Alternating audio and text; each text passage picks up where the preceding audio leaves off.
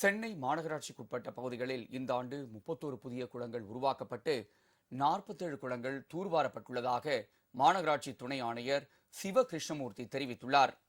இந்த ஆண்டு 31 புதிய குளங்கள் உருவாக்கப்பட்டு 47 குளங்கள் தூர்வாரப்பட்டு 78 புதிய குளங்கள் உருவாக்கப்பட்டுள்ளது.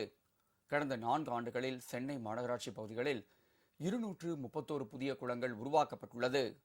சென்னை மாநகராட்சியின் பல்வேறு இடங்களிலும் இந்த ஆண்டு கனமழை பெய்த போதிலும் பெரிய அளவில் தண்ணீர் தேங்காதது குறித்து சிவகிருஷ்ணமூர்த்தி செய்தியாளர்களிடம் விளக்கமளித்தார். மணலி கார்கில் நகர் பகுதியில் 10 ஏக்கர் பரப்பளவில் 10 கோடி ரூபாய் மதிப்பில் புதிய குளங்கள் உருவாக்கப்பட்டதால் மழைநீர் தேங்கவில்லை என்று கூறினார். கடந்த ஆண்டு உருவாக்கப்பட்ட 47 புதிய குளங்கள், இந்த ஆண்டு உருவாக்கிய 31 குளங்கள் என மொத்தம் 78 புதிய குளங்களை தூர்வாரியதால் மழைநீர் குளங்களில் தேக்கி வைக்கப்பட்டதாகவும் எந்த இடத்திலும் தண்ணீர் தேங்கவில்லை என்றும் கூறினார். இந்த குளங்கள் மூலம் நிலத்தடி நீர் மட்டமும் உயர்வதற்கு வழிவகை ஏற்பட்டுள்ளது என்றார்.